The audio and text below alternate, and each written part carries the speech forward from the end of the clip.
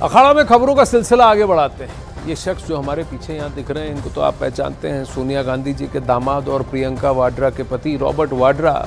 उन्होंने अमेठी से लोकसभा चुनाव लड़ने का इशारा किया है। उन्होंने बयान दिया है कि अमेठी की जनता गांधी परिवार के सदस्य को अपना प्रतिनिधि बनाना चाहती है और उम्मीद करती है कि वो अमेठी से चुनाव लड़े।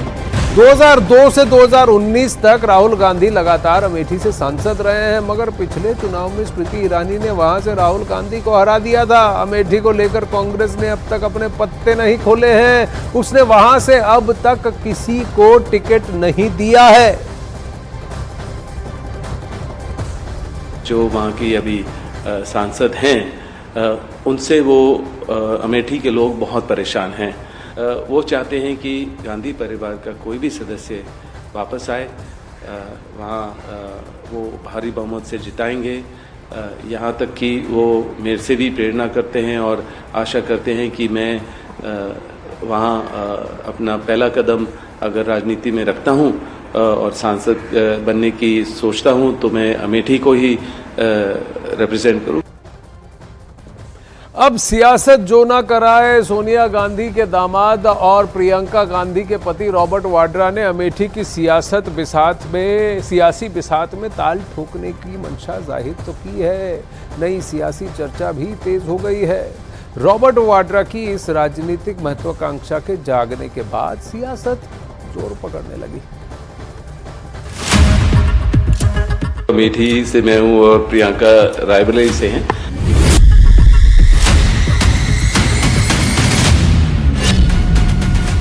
सियासत में रॉबर्ट वाड्रा की एंट्री की तैयारी। क्या अमेठी से चुनाव लड़ने वाले हैं रॉबर्ट वाड्रा? क्या रॉबर्ट वाड्रा के हाथ में आएगी कांग्रेस की विरासत?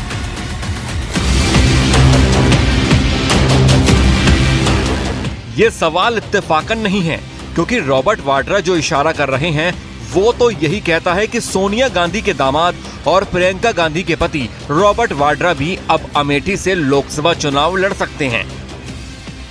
सुनिए क्या दलील और क्या पिच तैयार की है रॉबर्ट वाड्रा ने। जो वहाँ की अभी सांसद हैं, उनसे वो अमेठी के लोग बहुत परेशान हैं। वो चाहते हैं कि गांधी परिवार का कोई भी सदस्य वापस आए। वहाँ वो भारी बहुमत से जिताएंगे।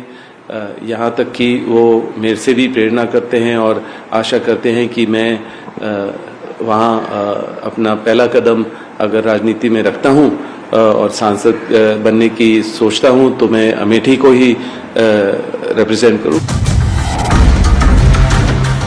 यही वजह है कि रॉबर्ट अपने आप में सारी कहानी बयां करता है।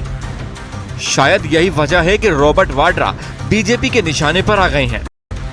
जमीनी पर वाले कांग्रेस पार्टी के एक एक करके कांग्रेस पार्टी से अपना हाथ छुड़ा रहे हैं। ऐसे में अब एक बहुत जमीन पर व्यापक प्रभाव रखने वाले नेता रॉबर्ट वाड्रा ने अब इच्छा जताई है कि वो भी चुनाव लड़ना चाहते हैं, क्योंकि जमीनों से उनका विशेष जुड़ाव है। तो अभी जमीनी नेता के आने से कांग्रेस पार्टी की जमीन कितनी मजबूत होगी ये तो वक्त बताएगा। ऐसे लोग जो अमेठी से पलायन कर गए, जिनका 5 साल से अमेठी से उत्तर प्रदेश से कोई लेना देना नहीं है, वो ये तय करेंगे। ये निर्णय अमेठी की जनता को करना है और अमेठी की जनता भारतीय जनता पार्टी के साथ है। इतना ही नहीं, बीजेपी नेता तरुण चुग ने इसे एक बार फिर कांग्रेस की वंशवाद वाली राजनीति से जोड़ दिया। केवल गांधी नाम लेकर अपनी राजनीति करना और ऐसा सोचना कि ये वंश ही उन्हें सब कुछ दिलाएगा। अब देश की जनता परिवारवाद से हाथ जोड़ बैठी है और लोकतंत्र के लिए परिवारवाद एक कारण।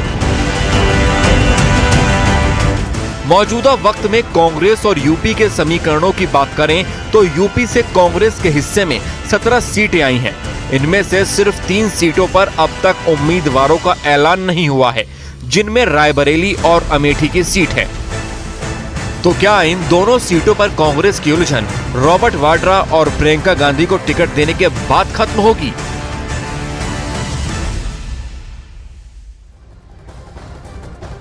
वहीं रॉबर्ट वाड्रा दावा कर रहे हैं कि दूसरी पार्टियों से भी चुनाव लड़ने के ऑफर मिल रहे हैं। इसमें बीजेपी का क्या कहना है ये आपको सुनाते हैं। हमें अभी तक वाड्रा जी की तरफ से कोई आवेदन प्राप्त नहीं हुआ है।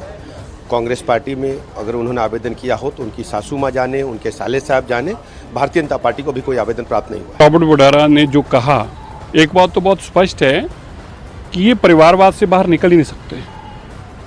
अब देखो रॉबर्ट क्या बोल रहे हैं जी कि मेरे से उम्मीद करते हैं। फिर भी तुम क्या हो, तुमसे उम्मीद करते हैं?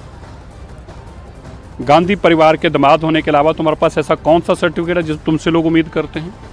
तो बहुत स्पष्ट है, ये लोग परिवार से बाहर जा नहीं सकते। इसीलिए आज लोग कह रहे हैं कि यहाँ 4-5 पावर सेंटर बन चुके हैं। एक सोनिया गांधी जी का है, एक राहुल गांधी जी का है, एक प्रियंका जी का है, एक खड़गे जी का है, एक वेणुगोपाल जी का है।